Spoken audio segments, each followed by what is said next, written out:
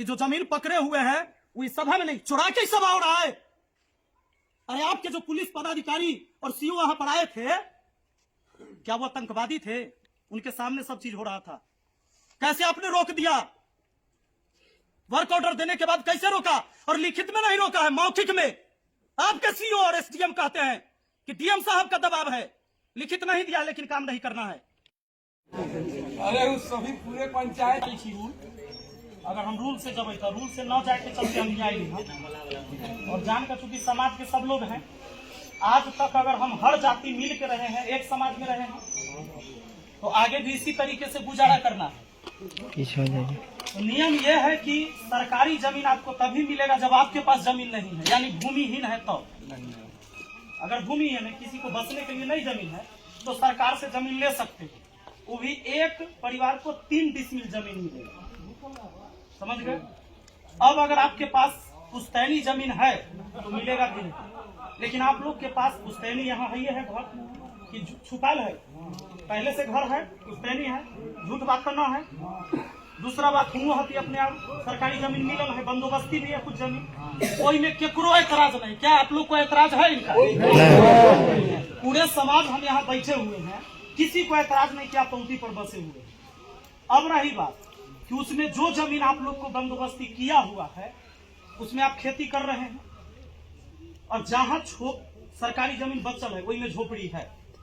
आप चाहते हैं कि आपके पास घर नहीं है, परिवार आपका बड़ा होते जा रहा है, तो धीरे धीरे हम वहां बसेंगे, यही समस्या ना है आपका? तो इसमें क्या है कि अगर मैं कोर्ट में चला जाऊं और केस लड़ूं तो आपका सारा जमीन छीना जाएगा, क्योंकि जब कोर्ट का आदेश आएगा प्रशासन आके खाली करवा देगा, क्योंकि पुश्तैनी जमीन भी आपके पास। हम चाहबे न करते किसी व्यक्ति को यहाँ 72 डिसमिल भी जमीन है, 46 डिसमिल जमीन है, 14, 16, 28 डिसमिल करके जमीन है, कम से कम 8 डिसमिल जमीन सबको मिला हुआ है। अगर हम कोर्ट से लड़ेंगे तो भूमिहीन व्यक्ति के पास ही जमीन रहेगा, वो भी 3 डिसमिल रहेगा। लेकिन हम नहीं चाहते हैं, यह समाज में है, नियम पले बढ़े हैं, और आप लोग के सहयोग से ही हम मुखिया हैं। तो आप जहां बसे हैं बसे रहिए। अगर इस समाज के कल्याण का काम होगा तो फायदा आप सबको भी। और हम ये कहना चाहते हैं कि कोई भी व्यक्ति अगर ये सोचते हैं कि इस समाज में हमारे पासवान भाइयों के साथ अन्याय है, तो अन्याय की बात नहीं है। सरकार किसी को आवास न दे, कोई को आवास न दे, सभी पासवान जाति के लोगों को वहां पर आवास बनवा दे सांसद महोदया के, हम लोग नहीं रोकेंगे। क्या आप लोग रोकने के लिए तैयार हैं?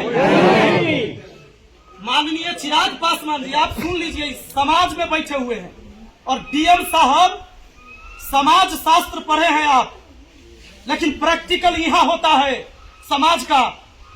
यहाँ हर जाति के लोग बैठे हैं। आप हमारे सभी पासवान भाई जो बेघर है, जिनको झोपड़ी का घर है, सबको आप बनवा दीजिए आवास, पूरे गांव को रोक के सबको छत के घर बनवाइए, कोई नहीं रोकेगा।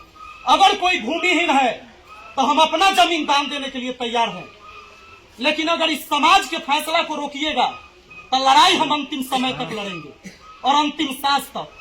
इस बात को याद रखिएगा। आप लोग ये बात चाहते हैं कि नहीं चाहते, बोलिए?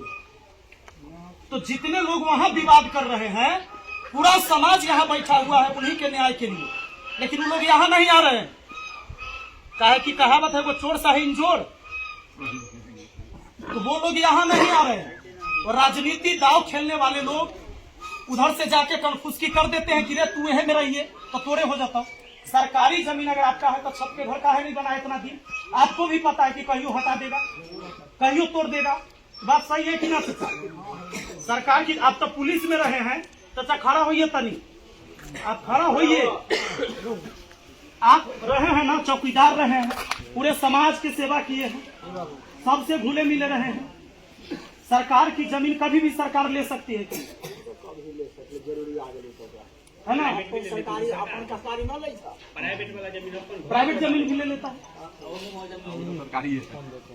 तो इसीलिए आप लोग से हम आग्रह करेंगे, विनती करेंगे कि आप लोग का जहाँ जगह मिला हुआ वहाँ पर बना लीजिए। और तनिक तो जमीन चाहिए, वो बन जाएगा ना तो आप ही लोग के जमीन का वैल्यू बढ़ जाएगा। वो जमीन का कीमत जो कल बढ़ जाएगा, वहीं पर दौड़ी दुकान सब शुरू करिएगा, आप ही करिएगा, क्योंकि बगल में आप ही का है। और ये पूरा समाज नाम लेगा कि आपने भी त्याग दिया, जिस जमीन को आप इतना दिन जोत रहे थे, खा रहे थे, कुछ भी कर रहे थे, लेकिन समाज के नजर में रहिएगा। लेकिन अगर आप 5 व्यक्ति के वजह से अगर नहीं बना, विकास का कार्य रुक गया, तब पूरा समाज हमेशा आपको कलंकित करेगा। तो आपसे हाथ जोड़कर हमारा विनती है कि डीएम और सांसद को नहीं समझ में आता है, लेकिन आप तो इस गांव में बसे हैं। कल आग लगता है हमारे घर में, आपके घर में, तो जाति देखकर हम लोग आग बुझाते हैं क्या? सब बुझाते हैं। तो हम सबको इसी समाज में रहना है। और डीएम साहब, जब आपके सीओ मैडम ने रिपोर्ट दे दिया आपको, अरे रिपोर्ट कैसे दिया था? जमीन सही था तब ना? रिपोर्ट दे दिया, एनओसी दे दिया, वर्क ऑर्डर पास हो गया, तो केकरा दबाव में आप बंद कर दिए काम? तनको शर्म है? समाज के किसी व्यक्ति को दिक्कत नहीं है कि हमारा कौन जाति के आदमी विकास कर रहा है, क्योंकि अगर कचरा और गंध मचेगा हमारा घर के बगल में तो महक हमरो ही आएगा। तो हम सब चाहते हैं कि हमारा समाज शिक्षित हो। बनवाइए वहां स्कूल, दीजिए प्राथमिक स्वास्थ्य केंद्र। अगर किसी भी जाति के कोई भी नेता हो, कोई भी जाति का हितैषी है अगर, तो उस जाति के लिए ही काम करिए ना जी, किसी को दिक्कत नहीं है, काम करिए। बाकी वो लोग जो वहां चिल्ला रहे हैं, पूरा समाज बैठा है, उनको 4-4 बार निमंत्रण दिया गया है, लेकिन समाज में बैठने के लिए तैयार नहीं है। वो पंचायत का वैल्यू नहीं है क्या डीएम साहब? संविधान है कुछ? पंचायत का कोई अधिकार है कि नहीं है? अरे आप ही के जिला में ही आता है जगह, आपके जिला में है छुट्टी आकर यहां पर कभी पूछने के लिए, देखने के लिए? फरमान जारी कर दीजिएगा वहीं से। तो पहले आप सही थे कि अब सही है? पहले तो आपने एनओसी भी दिलवा दिया, वर्क ऑर्डर भी पास हो गया, और मुखिया को पंचायत की जानकारी नहीं दीजिएगा कि क्या बजट है, कौन काम करने वाले हैं। आपके अभियंता कहता है, एग्जीक्यूटिव कहता है कि हम आपको नहीं देंगे पेपर। अरे पंचायत सरकार होती है, पता है आपको? मेरे आगे माननीय लगता है, आपके आगे माननीय नहीं लगेगा। You are a public servant, तुम सिर्फ जनता के नौकर हो। और जब हम 11 तारीख को आएंगे तो एक गरीब आदमी आपके सामने कुर्सी पर बैठेगा, एक मजदूर आदमी बैठेगा और अपनी समस्या को सुनाएगा। 11 फरवरी 11 बजे दिन में, याद रखिएगा, आ रहे हैं, और समस्या सुनना होगा। आप अपने कुर्सी पर बैठिएगा और आम जनता वो अपना कुर्सी पर बैठेगा। इस व्यवस्था से, इस संविधान से देश चलता है, और संविधान है बाबा साहेब भीमराव अंबेडकर का लिखा हुआ। उसी संविधान की वजह से आप कलेक्टर हैं, ना कि अंग्रेज का कलेक्टर हैं कि हुक्म दीजिएगा। अगर ये संविधान नहीं होता तो आप कलेक्टर नहीं होते, संविधान नहीं होता तो कोई SC ST का बच्चा कभी DSP और DM नहीं बनता। और उसी संविधान की वजह से आपको सैलरी मिलता है, अंगरक्षक मिलता है, आवास मिलता है, इन्हीं की समस्या सुनने के लिए। और ग्राउंड रिपोर्ट ये है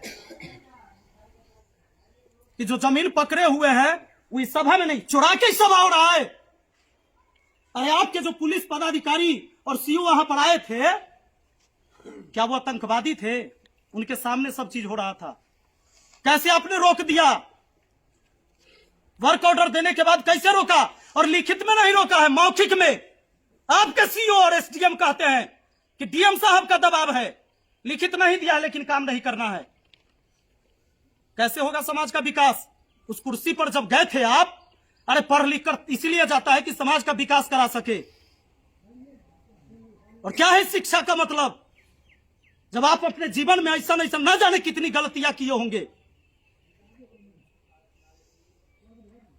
अगर देख रहे हैं सरकार और सत्ताधारी बैठे हुए लोग, तो एक बार विचार कीजिए और ऐसे डीएम का जांच करवाइए कि कितनी अवैध संपत्ति इसने बना रखा है। समाज शास्त्र का ज्ञान खाली किताब से नहीं होता है, लोकतांत्रिक व्यवस्था है। इस देश में जनता राजा होता है, तो जनता राजा है तो राजा अपने कुर्सी पर बैठेगा। 11 फरवरी को हम आ रहे हैं, मिलिएगा जरूर। बहुत बहुत धन्यवाद।